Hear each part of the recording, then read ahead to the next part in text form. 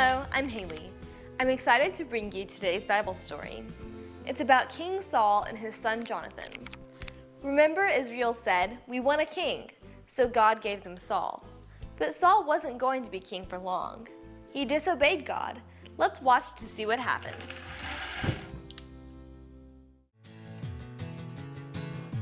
Saul was a young man when he became king of Israel. He put his son Jonathan in charge of some of the army. Jonathan led the army to attack and destroy a Philistine army camp.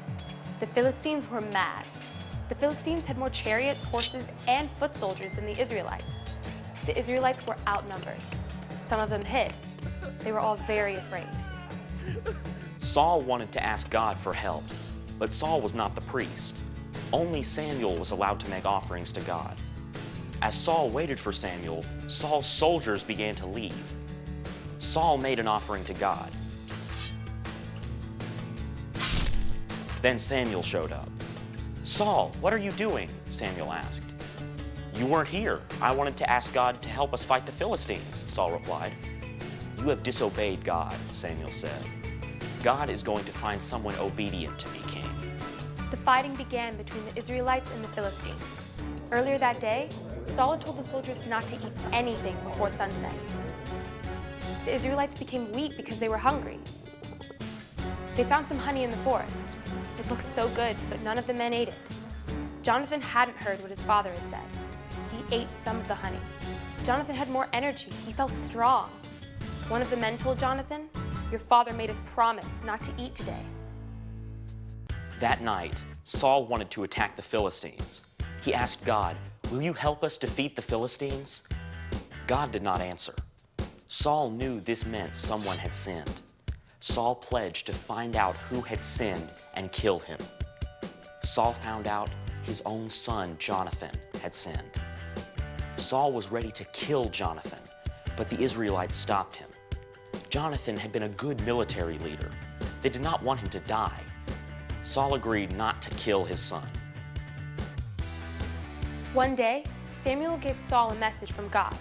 Attack the Amalekites and kill all of the people and animals. So Saul and his army fought the Amalekites. They won, but they did not obey God. Saul kept the best animals and only destroyed the things he didn't want. God told Samuel, "I regret that I made Saul king because he does not obey me." Samuel told Saul what God had said. "I did obey him," Saul argued. "I only saved the best animals to sacrifice to God." Does God care more about obedience or sacrifices? Samuel asked. You rejected his instruction, so God has rejected you as king. Saul pleaded for forgiveness. Samuel turned to leave. God has taken away your kingship today, and he is giving it to another king, Samuel said. Then Samuel left. God's message to Saul was clear. "Obey me, and all will go well for you." But Saul did not obey God.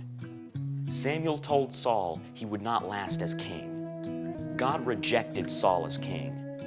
But he had a plan to bring Jesus, his son, and our perfect king to rule over his people forever. God told Saul not to keep anything from the battle with the Amalekites, but Saul disobeyed God and kept some of the best things. God was sorry he had made Saul king. God was going to give Israel a new king. He was working out his plan to bring a better king, a perfect king.